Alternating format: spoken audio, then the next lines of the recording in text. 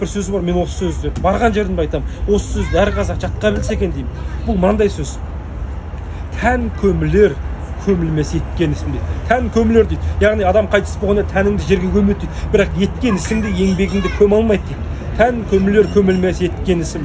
Мен емеспін ойлайтын бір күнгісін, жұрт оқпасын, бас тартпаймын. Ел бүгіншіл, менікі ертең үшін дейді. Ахметтің заманында бүгін үшін өмір сүрген адамдар көп болды.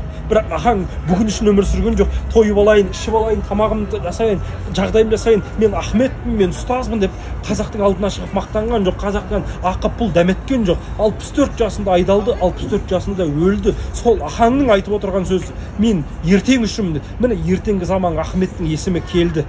Өйткені халыққа қызмет етті. Халық оны сүйеді, халық оны құрметтеді. Ал Ахметтің заманында Ахмет сияқты Ахметтер көп болған. Олардың есімін білесіздер ме? Біреуінің есімін білмейсіз. Ал сол сияқты байлар да көп болған. Ол байлар қайда? Бірінің аты білмейді. Ал бүгін біз неге Құнанбайды білеміз? Өйткені Құнанбай қажылыққа кетіп бара жатқанда мешіт салып кетті жанына.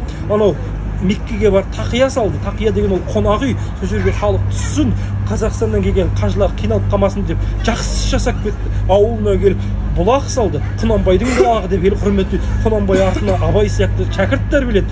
Баласының өкіл. Ал Абай болса Шәкәрім сияқты үлкен саналы қажыны, діни тұлғаны, ақын, философ азамат тәрбиелеп кетті. Міне бұл ұлттың рухы болады. Ал Шәкәрімдер Мұхтар Әуезовті өмірге әкелді. Ал сол Шәкәрім туған, Мұхтар Әуезов туған, Абай туған, Құнанбай туған қасиетті топыраққа 49-шы жылы Сталин әкеп атом бомбасын жаратты. Өйткені ол жерде ұлттың идентификациясы бағана оңдасын сіз